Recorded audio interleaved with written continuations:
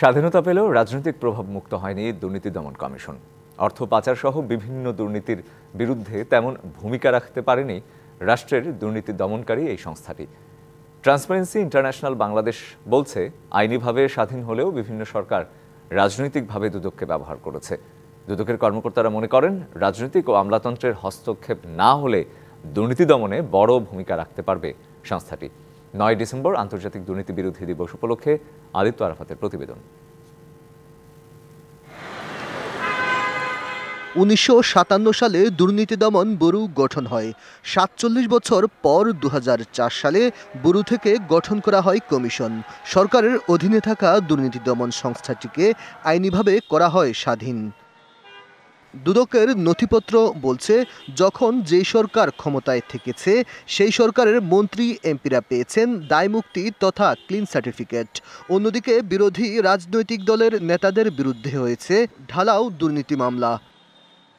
আওয়ামী লীগ সরকারের গত ১৫.৫ বছরে বিএনপি চেয়ারপারসন সাবেক প্রধানমন্ত্রী বেগম খালেদা জিয়া, ভারপ্রাপ্ত চেয়ারম্যান তারেক রহমান সহ স্থায়ী কমিটির বেশিরভাগ সদস্য সহ দলের বিভিন্ন পর্যায়ের নেতার নামে প্রায় ১৫০ দুর্নীতি মামলা করে দুদক।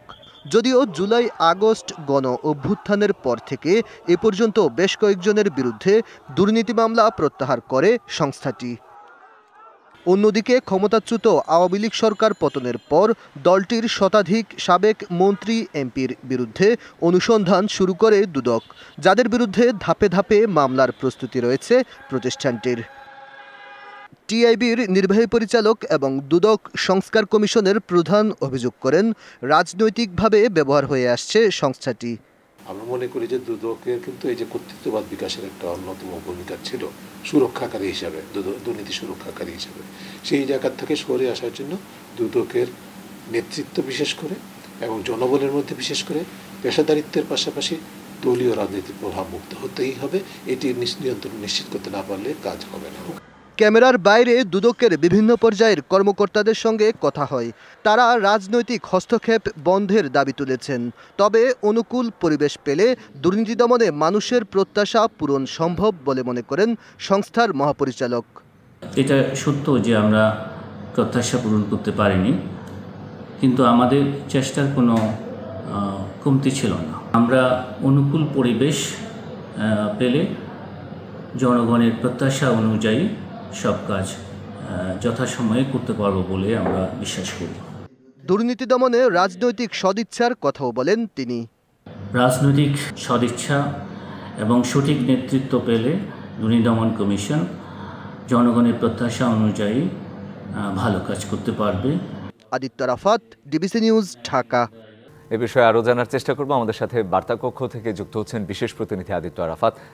আদিত্য, আপনার প্রতিবেদন দেখলাম, যেটি বলা হচ্ছে যে স্বাধীনতা পেলেও এতদিনেও আসলে রাজনৈতিক প্রভাব মুক্ত হতে পারেনি এবং রাজনৈতিক সরকারগুলো আসলে তাকে নানাভাবে ব্যবহার করেছে, সেটিও বলা হচ্ছে।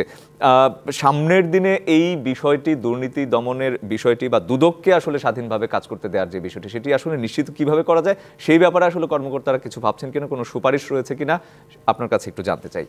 শুরুতে আপনাকে জানাতে চাই যে জুলাই আগস্টে ছাত্র জনতার যে গণ অভ্যুত্থান হয়েছিল, এরপরে পরবর্তীতে নির্বাচন কমিশন সহ এবং দুদক সহ আরও বেশ কিছু সাংবিধানিক প্রতিষ্ঠান সংস্কারের দাবি উঠেছে। দুদক তার মধ্যে অন্যতম।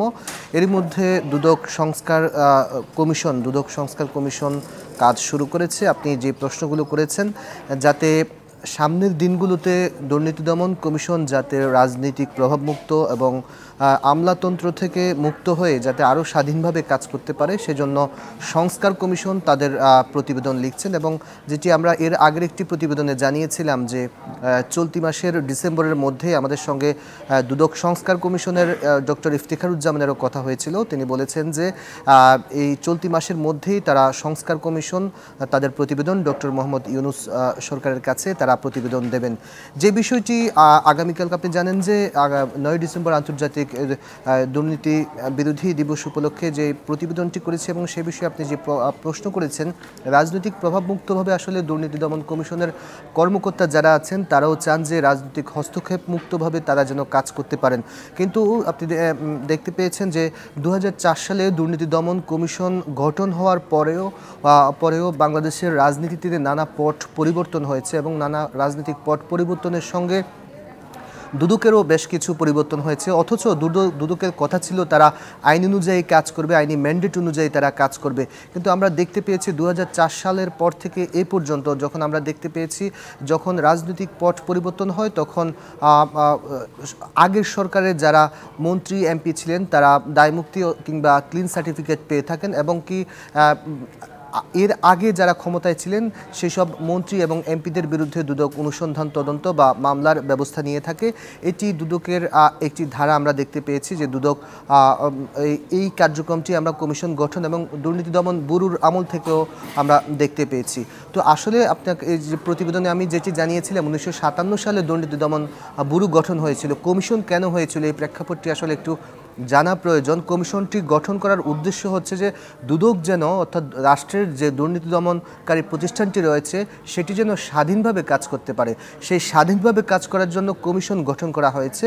কিন্তু বিষয়টি আইনিভাবে কাগজে কলমে থাকলেও দুদক আসলে সেভাবে স্বাধীনভাবে কাজ করতে পারেনি। দুদকের কর্মকর্তারা তারা বলছেন যে তারা আমলাতন্ত্র রাজনৈতিক যে প্রভাব থেকে তারা বের হতে পারছেন না। তো এই বিষয়টি ঢালাওভাবে দুদকের কর্মকর্তারাও তারা তাদের গায়ে নিতে চাচ্ছেন না। তারা বলছেন যে আমাদের প্রতিবেদনেও একজন মহাপরিচালক কথা বলেছেন এবং আমি ক্যামেরার বাইরে বেশ কয়েকজন কর্মকর্তা সঙ্গে কথা বলেছি। তারা বলছেন যে রাজনৈতিক হস্তক্ষেপ ছাড়া তারা আসলে কাজ করতে চান এবং দুদক সংস্কার কমিশন নামে যে সংস্কার কমিশন গঠন হয়েছে ডক্টর ইফতেখারুজ্জামানের নেতৃত্বে, সেই সংস্কার কমিশন যাতে এমন একটি প্রতিবেদন দেয় এবং সেটি যেন সরকার বাস্তবায়ন করে যাতে দুর্নীতি দমন কমিশনের কর্মকর্তা যারা আছে তারা স্বাধীনভাবে কাজ করতে পারেন এবং তারা যাতে দলীয় কিংবা রাজনৈতিক প্রভাবমুক্তভাবে কাজ করতে পারেন। আদিত্য, একদম সংক্ষেপে জানতে চাই, দুদককে শক্তিশালী করার নতুন কোনো পরিকল্পনা আছে কিনা বা কোনো সুপারিশ আছে কিনা? এটি আপনাকে জানাতে চাই, দুর্নীতি দমন ব্যুরো থেকে যখন কমিশন গঠন করা হয়েছিল এর আইন কানুনও হয়েছিল। আইন কানুনে এখন বিদ্যমান যে আইনি কাঠামো রয়েছে সে আইনি কাঠামোতে দুদক যথেষ্ট শক্তিশালী। এখন এরপরও দুদক যেহেতু যেসব কারণে কাজ করতে পারছে না সেজন্য সংস্কার কমিশনও যে প্রস্তাবনা সামনে দিবে এবং যে বিষয়টি আমরা সংস্কার কমিশনে সংশ্লিষ্ট যারা আছে তাদের সঙ্গে আমরা কথা বলেছি এবং সংস্কার কমিশনের কাছে দুদক সহ বিভিন্ন স্টেক হোল্ডার যারা আছে তারা বেশ কিছু সুপারিশ করেছেন। সেই সুপারিশে তারা দুদককে আরও বেশি এখন বিদ্যমান যে আইনি কাঠামো আছে সেই আইনি কাঠামোর পাশাপাশি আরও একটু বেশি যাতে শক্তিশালী করা যায়। এই কারণে এই বিষয়টি এখানে আমি একটি বিষয় জানাতে চাই, যেমন মানি লন্ডারিং অর্থ পাচারের বিষয়টি আমরা অনেকে মনে করে থাকি যে এটি কেবলমাত্র দুর্নীতি দমন কমিশন এই অর্থ পাচারের বিষয় তদন্ত করবে, কিন্তু দুর্নীতি দমন কমিশনের পাশাপাশি 7টি সংস্থা প্রতিষ্ঠান সিআইডি এনবিআর সহ বাংলাদেশ ব্যাংক সহ 7টি প্রতিষ্ঠান তদন্ত করে থাকে এবং দুদক আগে শুধুমাত্র অর্থ পাচারের তদন্তের ক্ষমতা ছিল শুধুমাত্র দুর্নীতি দমন কমিশনের। এখন সেই ক্ষমতাটি শুধুমাত্র দুদকের নেই, এটি আরও বিভিন্ন প্রতিষ্ঠান করে থাকে। তো এইসব জায়গা থেকেও দুদকের কর্মকর্তা যারা আছেন তারা বলছেন যে তারা যাতে যে মানি লন্ডারিং এককভাবে তাদেরকে দেশের যে কোনো দুর্নীতি বা অর্থ পাচারের ক্ষেত্রে তাদেরকে দায়ী করা হচ্ছে, কিন্তু আইনিভাবে এখানে অর্থ পাচারের একক তদন্তকারী প্রতিষ্ঠান কেবল দুদক নয়, একটি সমন্বয়েরও নিশ্চয়ই প্রয়োজন রয়েছে এই প্রতিষ্ঠানগুলোর মধ্যে। অসংখ্য ধন্যবাদ আদিত্য আমাদের সাথে যুক্ত হওয়ার জন্য।